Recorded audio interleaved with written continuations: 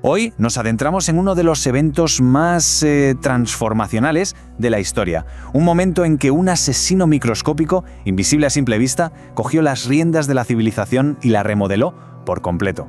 Vamos a entender cómo ocurrió. Hagamos un ejercicio de imaginación. Pensemos por un momento qué pasaría si de repente la mitad de la gente que conocemos simplemente desapareciera.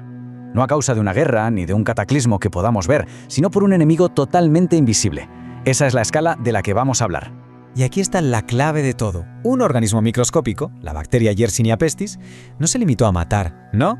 Actuó como un brutal botón de reinicio. Borró de un plumazo un sistema social, económico y religioso que parecía eterno, y sobre esas cenizas, sin que nadie lo planeara, se empezaron a construir los cimientos del mundo que hoy conocemos.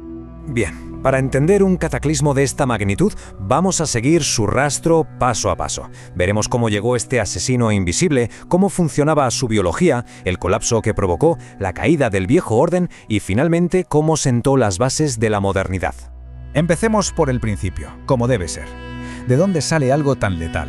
¿Cómo es posible que surja de la nada y se extienda como la pólvora por todo el mundo conocido? Bueno, para eso tenemos que rastrear su origen. Todo comienza en las remotas estepas de Asia Central. Allí, esta bacteria vivía, digamos que en un equilibrio bastante discreto con la fauna local, sobre todo con roedores salvajes como las marmotas. No era una amenaza global, ni mucho menos. Pero claro, para desatar el apocalipsis, necesitaba un vehículo. Y vaya si lo encontró. La autopista comercial más importante de la época, la Ruta de la Seda. La bacteria, en esencia, se coló en las caravanas que movían mercancías entre Oriente y Occidente. Se podría decir que hackeó la primera gran cadena de suministro de la historia. El momento clave, el punto de inflexión, llega en 1347. Estamos en el asedio de la ciudad de Caza, en Crimea. Unos mercaderes genoveses, sitiados, consiguen escapar en sus barcos. Creen que huyen de la guerra, pero no tienen ni idea de que llevan a bordo al polizón más letal de la historia. Y su destino, los bulliciosos puertos del Mediterráneo, el corazón mismo de Europa. ¿Y qué es lo que se encontró esta bacteria al llegar a Europa? ¿Qué hizo que todo estallara de esa forma? Pues se encontró con el escenario perfecto, la ciudad medieval. Y aquí hay que olvidarse de cualquier imagen romántica de castillos y doncellas. Hablamos de ciudades sin alcantarillado, con la basura y los desechos directamente en la calle, con un hacinamiento brutal donde personas y animales convivían codo con codo. Era sencillamente el caldo de cultivo ideal. A ver, la imagen típica de hordas de ratas invadiendo las ciudades es un poco engañosa. Las ratas negras eran víctimas también. El verdadero vector, el puente entre los roedores y los humanos, era un actor mucho más pequeño, la pulga. Y su mecanismo biológico es de una eficiencia aterradora. Imagínenlo. Paso 1, una pulga pica a una rata infectada y se contagia. Paso 2, dentro de la pulga, la bacteria se multiplica sin control hasta que, literalmente, le tapona el sistema digestivo. No puede tragar. Paso 3, la pulga, enloquecida de hambre, salta del cuerpo de la rata, que ya está muriendo, al cuerpo caliente más cercano, que suele ser un humano. Y el paso final es de una crueldad perfecta. Al picar, como no puede tragar, lo que hace es regurgitar un torrente de bacterias directamente en el torrente sanguíneo de la persona. El contagio está hecho. Una vez dentro del cuerpo humano, la batalla era terrible. La forma más clásica, por llamarla de algún modo, es la peste bubónica. Fiebres altísimas, delirios y, por supuesto, los infames bubones. Los ganglios linfáticos del cuello, las axilas, las ingles, se inflamaban de una forma salvaje, creciendo hasta el tamaño de un huevo o una manzana. El dolor, dicen las crónicas, era insoportable. Y para rematar, las hemorragias internas creaban esas manchas negras bajo la piel que le dieron el nombre a la enfermedad. Era ver la sentencia de muerte en el propio cuerpo. Pero es que la pesadilla no terminaba ahí. Si la bacteria lograba llegar a los pulmones, la cosa se ponía mucho, mucho peor. Mutaba, daba lugar a la peste neumónica. Y esto lo cambiaba absolutamente todo, porque de repente la enfermedad se transmitía por el aire. Una tos, un estornudo y ya estaba. Ya no hacían falta ni ratas ni pulgas. El contagio era directo, de persona a persona. Esto fue lo que destrozó por completo el tejido social. Cuidar de un ser querido se convirtió literalmente en una sentencia de muerte. Y por si fuera poco, existía una tercera forma, la más fulminante de todas, la septicémica. Aquí la bacteria inundaba el torrente sanguíneo de forma masiva. La toxicidad era tal que mataba en cuestión de horas. A menudo ni siquiera daba tiempo a que se desarrollaran los bubones. Existen crónicas de gente que se despertaba por la mañana sintiéndose bien y que al llegar la noche ya estaba muerta. Una velocidad letal casi inconcebible. Así que tenemos una muerte que es visible, que es dolorosísima, que es rapidísima y que además cambia de forma. Y todo esto en un mundo sin ninguna herramienta científica para entender qué está pasando. El resultado fue que no solo colapsaron los cuerpos, colapsó la mente colectiva. Y con ella, por supuesto, la demografía. Las cifras son difíciles de asimilar, incluso hoy. Se estima que solo en Europa murieron 50 millones de personas. 50 millones.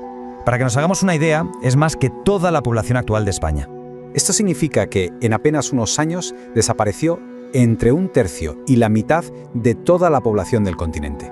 Hay que imaginar lo que eso supone. Pueblos enteros que se quedaron vacíos, silenciosos. Hay registros de lugares donde literalmente no quedó nadie vivo para dar sepultura a los últimos fallecidos. Pero quizás el dato que mejor ilustra la profundidad del trauma es este. Europa tardó 200 años, 200, unas 10 generaciones, en volver a tener la misma población que antes de la plaga. No es algo de lo que te recuperas en una década. Es una herida que tarda siglos en cicatrizar. Y claro, ante un horror de esta escala, la mente humana busca respuestas, busca culpables, desesperadamente. En un mundo sin ciencia, la primera explicación fue, lógicamente, sobrenatural. Era un castigo divino por los pecados de la humanidad. La ciencia de la época hablaba de miasmas, de un aire envenenado. Otros lo atribuían a los astros, a una rara alineación de planetas que hubo en 1345. Pero, cuando el pánico se desata, a menudo busca un rostro al que culpar, y se encontró. Las minorías, sobre todo las comunidades judías, fueron usadas como chivos expiatorios, sufriendo persecuciones atroces bajo la falsa acusación de haber envenenado los pozos. Y es aquí, en medio de toda esta muerte y desesperación, donde llegamos al punto central de nuestro análisis. Porque entre los escombros del viejo mundo, sin que nadie fuera consciente de ello, estaban germinando las semillas de uno nuevo. La tragedia biológica se convirtió, sin quererlo, en el catalizador de una revolución social como nunca antes se había visto. Pensemos en el sistema feudal, esa estructura rígida donde la mayoría, los siervos, estaban atados a la tierra de un señor feudal de por vida. Antes de la plaga, había gente de sobra, la mano de obra era abundante y por lo tanto muy barata. Pero, ¿qué pasa cuando desaparece la mitad de la población? Pues que de repente hay una escasez brutal de trabajadores. Las tierras de un noble no valían nada si no había quien las trabajara. Y de un día para otro, los campesinos supervivientes se encontraron con un poder de negociación que jamás habían soñado. Podían exigir mejores salarios, mejores condiciones o simplemente irse a las tierras del señor de al lado que les ofreciera más. El valor del trabajo se disparó y con él se produjo la primera gran redistribución de riqueza hacia las clases populares de la historia. Pero el terremoto no fue solo económico, sacudió los cimientos del poder. La Iglesia Católica, la institución más poderosa de la época, se reveló completamente inútil. Sus rezos, sus procesiones, no solo no servían de nada, sino que a menudo ayudaban a propagar más la enfermedad. La gente veía, atónita, cómo los curas y obispos morían exactamente igual que el resto. La idea de una protección divina especial se hizo añicos. Y lo mismo pasó con el saber establecido. La medicina medieval, que se basaba ciegamente en los textos de los antiguos griegos y romanos, fracasó de forma espectacular. Todas sus teorías sobre los 4 humores, sus sangrías, no sirvieron de absolutamente nada. Este fracaso total obligó a una nueva generación de pensadores a hacer algo revolucionario: dejar de leer los libros antiguos y empezar a observar la realidad. A abrir cuerpos, a experimentar, fue el germen del método científico. Y así llegamos al final de este recorrido. Si juntamos todas las piezas de este puzzle, por un lado una nueva clase trabajadora con más poder y riqueza, por otro, una iglesia cuyo poder absoluto se ha resquebrajado, y finalmente el nacimiento de una nueva forma de pensar basada en la observación, lo que tenemos es el escenario perfecto para que nazca una era completamente nueva. La peste negra, en definitiva, actuó como una apisonadora de las viejas certezas. Abrió grietas enormes en la autoridad de la Iglesia, grietas por las que más tarde se colaría la Reforma protestante. Rompió las cadenas del feudalismo al dar valor a la mano de obra, e impulsó la ciencia empírica al demostrar que los viejos dogmas eran inútiles. Todo esto fue la pista de despegue social e intelectual sobre la que se lanzaría poco después el Renacimiento. En la historia, a menudo las sociedades se quedan estancadas, paralizadas en estructuras que ya no funcionan. A veces hace falta un shock externo, una fuerza de una magnitud brutal para romper esa parálisis. La peste negra fue eso, el gran acelerador histórico. No fue algo bueno, fue una tragedia inimaginable, pero destruyó lo que estaba anquilosado y forzó a la civilización a evolucionar. Por eso es tan importante estudiarla, porque nos enseña cómo incluso después de tocar el fondo más absoluto, la humanidad es capaz de adaptarse y reinventarse.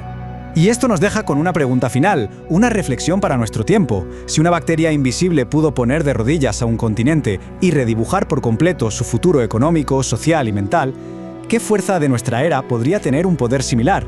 Quizá otra pandemia, quizá el cambio climático o quizá una revolución tecnológica como la inteligencia artificial. ¿Cuál de ellas podría ser nuestro propio botón de reinicio? ¿Cuál es esa fuerza que quizá ahora mismo, en silencio, se está gestando para obligarnos a reinventarlo todo? Sin duda, es una pregunta que merece una reflexión profunda.